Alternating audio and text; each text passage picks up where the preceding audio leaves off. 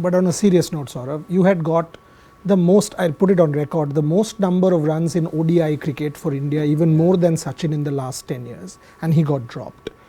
How do you deal with that kind of failure? I think I could deal with that because I knew within myself that I wasn't dropped for performance. You can deal with that. But when you realize, as I said, I followed my heart. And if my heart would have said, no, you're not good enough, I think you've not played well enough, and you got dropped, that's a different thing. So I say what Greg did was a mistake.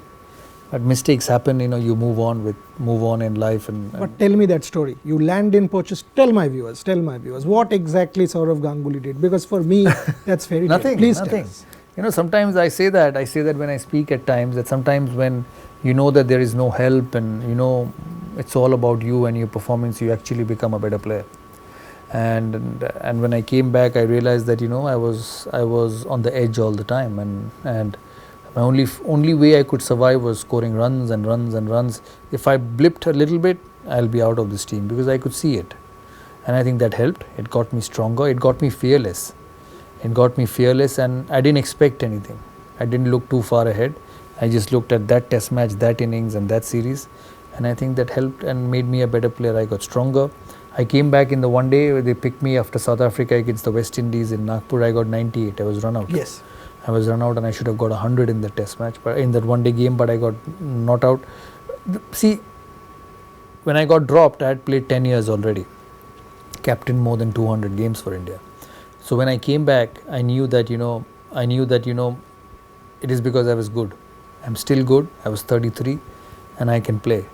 That's very, very important. It's not whether the world thinks you can play, it's whether you think you can play. And but it's for every young. Yeah, of course I had. I had fear, I overcame, I had insecurities, I knew I would get dropped. I played a series against Sri Lanka when picked for the first test, somehow scraped into the team in the second test. India won, got dropped from the test in spite of putting up a performance, and then went back to Pakistan, put up a performance in one test, may not have got 100 but batted the best of all the players, got dropped the next test, and most importantly didn't play one day cricket for a year. And when I had 10,500 runs and 100 wickets, plus the catches and the winning match. How does Saurav Ganguly deal with failure? I deal with it. You fail, you wake up and try the next day. And this game has taught me a lot of things. This game has taught me life, and it does to a lot of people. I'm sure most cricketers it does. And I don't take a backward step in life. You ask me to do anything, I'll say I'll give it a try, unless and until it's something which is not doable, and I believe that I shouldn't be doing it, and I'll give my best shot.